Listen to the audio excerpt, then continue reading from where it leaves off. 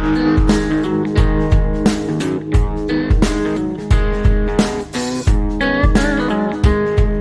going on, guys, and welcome back. I'm up here at Southside Sales and Service, and we're bringing you a video that we have touched on before. Actually, come to find out, realize how long we've been doing this and how long Bruce has been stuck with me. Yeah, there's a lot. I can't believe we've been doing this for 2-3 years now. But it's belt deflection. What is belt deflection? How do you adjust it? And there has been some changes since the last time we did this video, you know, a million years ago. When I was much younger, and so was Bruce. Things have changed, so we're going to kind of touch on all that. Some of the basics, yes, are still the same, but some of the new models that came out, things have changed. So that is what we have here today. We're going to go over all the basics again for the people that may have not seen that video, or just want to relearn and kind of go over it again. Again, that video sound was not the best, so hopefully this is a little bit better. So we have old Brucey here to show us and teach us about belt deflection and what that is, and some things about clutches. Okay, guys. Yeah, that video we did a couple of years ago has had quite a few views on it. Yeah, it's one of our best videos that we've ever had. So we want to just kind of re-up it, like you said, and because we had some changes, you know, with P22 and that kind of thing.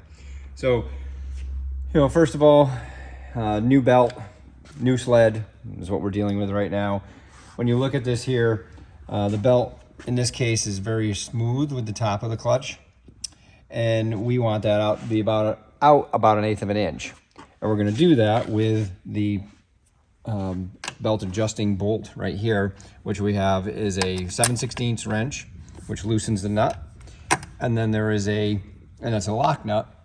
So you need to keep the wrench on there when you're doing it, because you have an 1/8 inch Allen inside that you will use and change the depth of that screw. And I got to clutch all apart, and I'm going to show you what it actually looks like from the other side.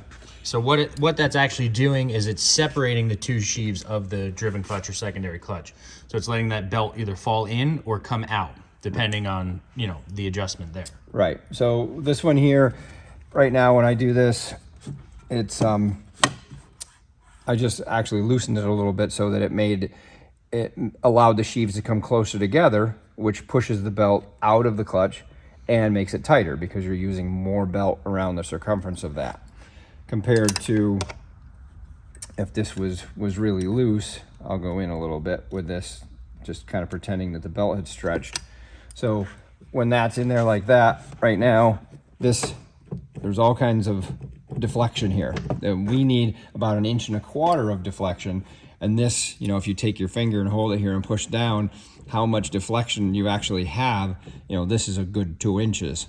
So, you know, way too loose. I see that plenty of times. Sled comes in for service, or I'm on a NITRO with somebody and I drive their sled and I can feel you can feel a certain thing where the belt is bumping and it's kind of jerking when it takes off, and it's usually because the belt is loose. Too loose, or way loose.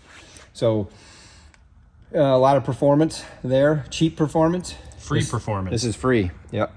So a $200 belt, very good belt, but it's a $200 belt. So you want to try to utilize it as best as it can. Yeah. Because if it's very loose, it wears quicker. It's just not good for it. Mm-hmm. So, you know, to get rid of that deflection, what we're doing is you're loosening the nut, and then if we're tightening the belt, which is what we're going to be doing, we're actually loosening the Allen. So we're going counterclockwise with that, and then I'll lock this back up again here, just so that I'm, you know, just kind of pretending that that's what I'm going to be doing for the moment, but we're going to be probably changing it again. So I hold the brake here, and then I shimmy the belt back up to the top, because what I did is, now if this belt was really loose, which this one was, it's down inside, I loosen this. It allows the sheaves to come closer together. It pinches the belt. So you'll go to grab the belt, and again, I'm holding with the brake, and it'll be stuck. It'll be like, wow, geez, I got it too tight. Well, no, that's not the case. You've actually pinched the belt, and you either need to have it on a stand and roll it so that it comes back up to the top, or you need to be able to break it free, and so that you know that the belt is now jumped into that new position. Because without doing that, you can't be sure that you have it done right. So I'll loosen that nut again, and then I'm gonna loosen this Allen again. Again, probably like a, you know, an eighth of a turn, okay? Because if you make, the bigger change you make, the harder it bites the belt, the harder it is to break the belt free again to have that feel.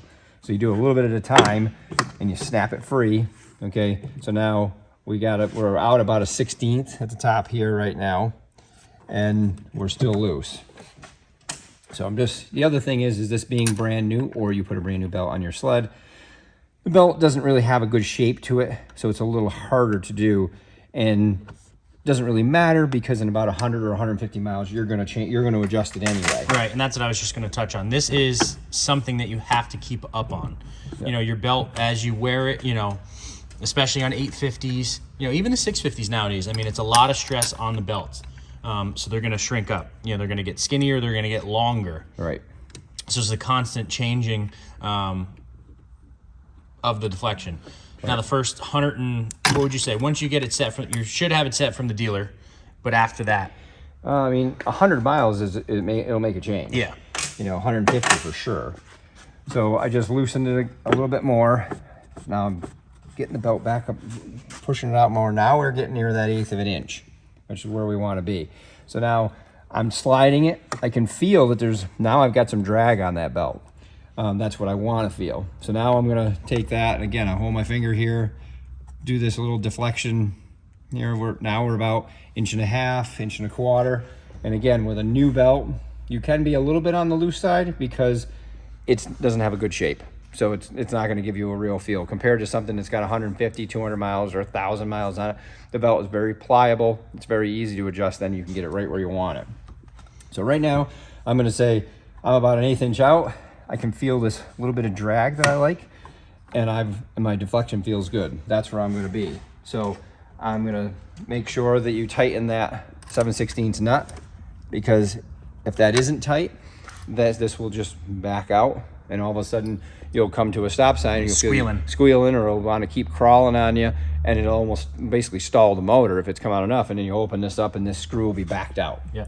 And that's what happens. So you want to make sure that that's tight. Yeah. So that's belt deflection for P85. Right.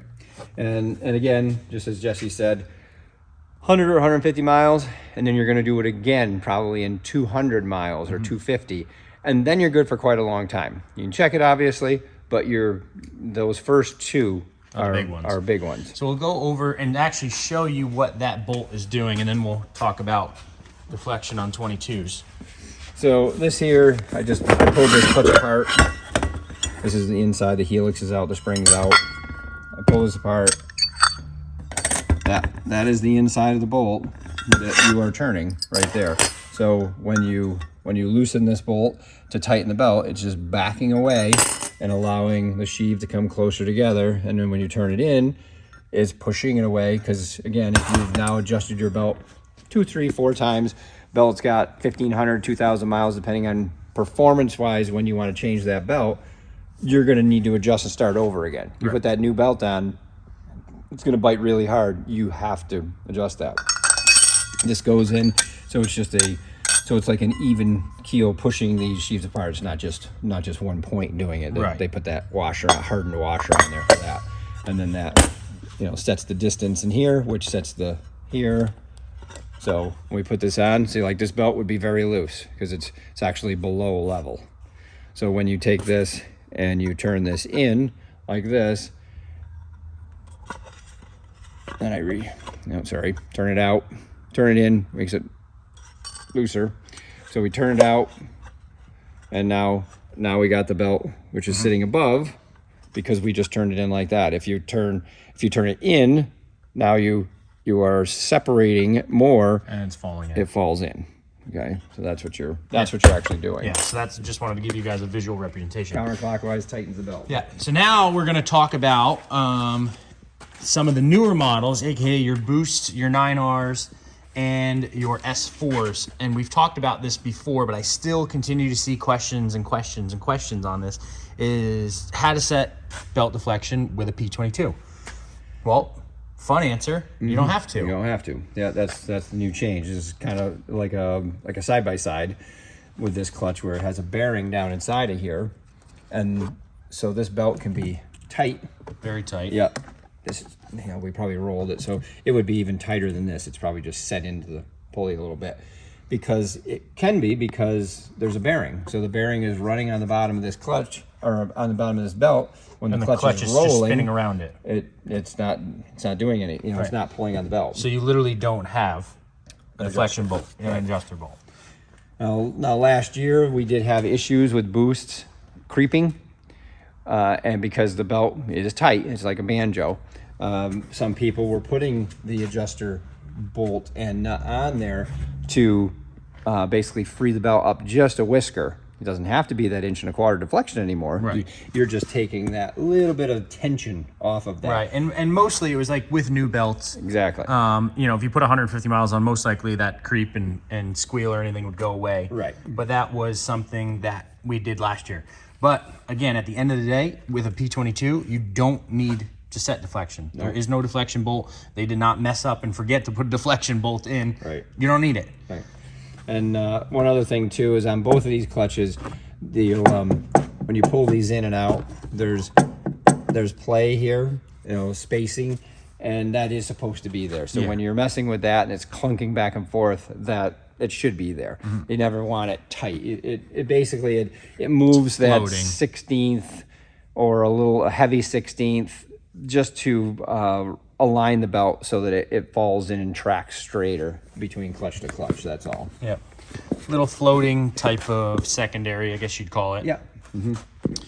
But that is the overview again on belt deflection. So P85, we taught you how to change deflection. P22, we explained that you don't need to change deflection. It's an automatic thing. And that's it. So we appreciate the support over the last few years. You know, we're just kind of getting in our stride here and bringing you guys as much information as we possibly can. If you guys want us to go over anything, you know, put it down in the comments. We're open to suggestions and, you know, things that you guys want to learn and want us to go over. Let me know, and I will, you know, make that happen for you guys. But we do appreciate it. And again, we're just really getting going here.